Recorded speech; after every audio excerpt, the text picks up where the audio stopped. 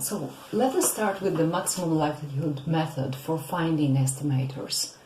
So let's have a population, and we are investigating a feature x. The population has theta 1, theta 2, theta k parameters. That could be mean, variance, and so on and so forth. We want to find the estimators of those thetas. They will be denoted with theta 1 hat, theta 2 hat, and so on, based on a random sample of x1, x2, xn. So, we construct the so-called likelihood function. The likelihood function is a product of f1, f2, and so on until fn.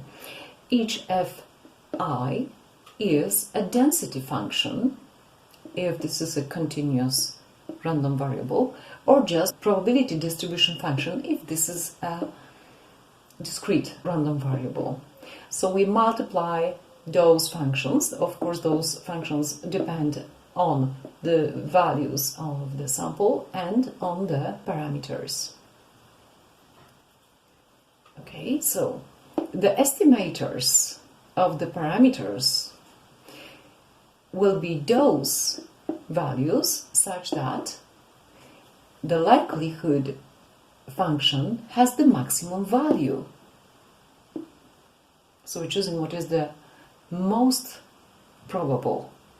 How do you find the maximum value of a multiple variable function?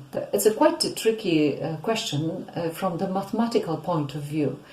So let me first remind you that the necessary condition is the first derivatives over the f1, f2, fk should be equal to 0. That gives us a stationary point. Sometimes it's the end of the investigation, because if there is only one such point, this is the only candidate.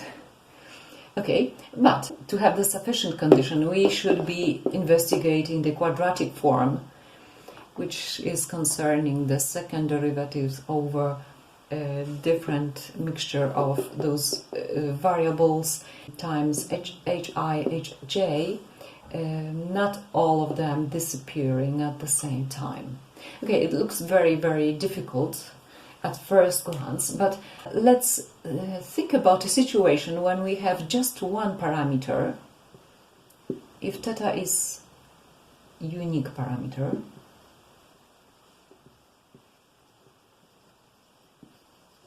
if theta is the unique parameter, the likelihood function gives us just a function of one variable. How do we find the maximum value of one variable function? This is not so difficult. First of all, you find the first derivative, which could be denoted dl d theta, and the first derivative should be equal to 0. Okay, so which gives us the stationary point. Then we find the second derivative, and that should be less than 0. If the second derivative is less than 0, we are sure we have obtained the maximal value.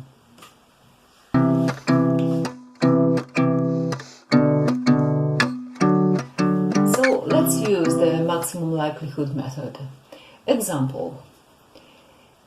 We shall be basing on a sample of n elements. Let's assume that the statistical feature has Poisson distribution. As you might remember, in Poisson distribution, probability that x has value xi with given lambda, if lambda is given, is lambda 2 xi divided by xi factorial times e2 minus lambda. And this is the lambda. Lambda is the thing we are searching for. Lambda is the parameter we are searching for. So for each x1, xn, this is exactly the fi. Fi depending on xi and lambda. So let us now construct the likelihood function. recall, of course, that xi could be 0, 1, 2, and so on to infinity. It's always non-negative. And you probably remember that was the story of Jim and his gas station in Ohio, where he had some expected value of cars per hour, and we were finding probability that 2 cars come within the next hour, and so on and so on. Right? That's the story. Okay, now we are constructing the likelihood function. So the likelihood function is the product. We have to multiply from I equal 1 to n fi of xi and lambda. So this is the product of I equal 1 to n lambda to power xi over xi factorial e to minus lambda. Okay, so we have product of this type expressions. So lambda to power x1 times lambda to power x2 and so on gives us lambda to power x1 plus x2 and so on. So we have lambda to x1 plus x2 and so on until xn. Okay, now we multiply here x1 factorial, x2 factorial, xn factorial. Okay, and e to minus lambda times e to minus lambda and so on and times gives us e to minus n lambda. So now let's find natural logarithm of L. This is, let's recall that logarithm of, this is a, b, c. a, b over c is logarithm a plus logarithm b minus logarithm c. So this can be transformed as a sigma I equal 1 to n xi logarithm of lambda minus, this is exactly logarithm e to alpha is exactly alpha. Okay, so this is exactly this. So this is minus n lambda minus sigma of logarithm, again we have a product, logarithm xi factorial.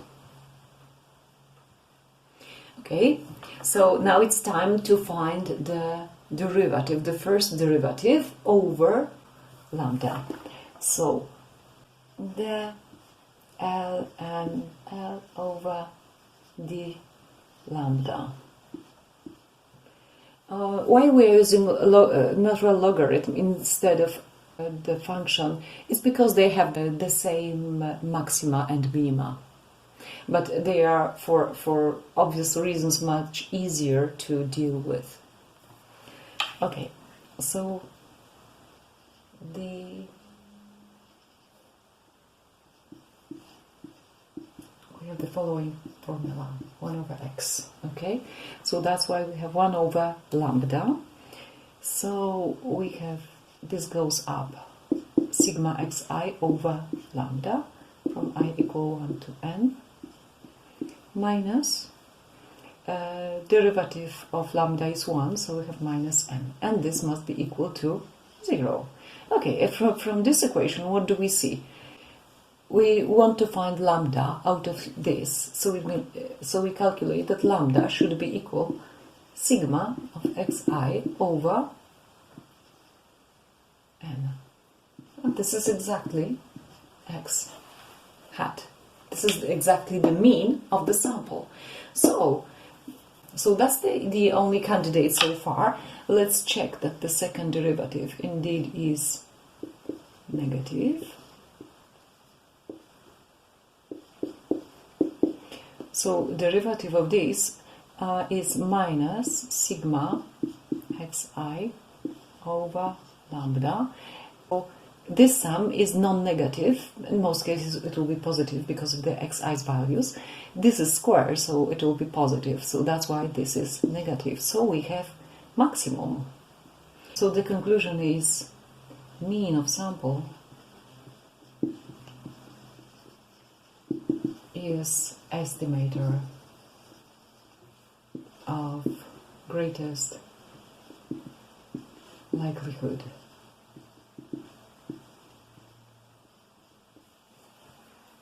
What can we say about this estimator? Lambda dash is unbiased. Why? Because expected value of lambda dash is expected value of sigma xi over n. So now n could be put outside of expected value, and we have expected value, of sigma xi.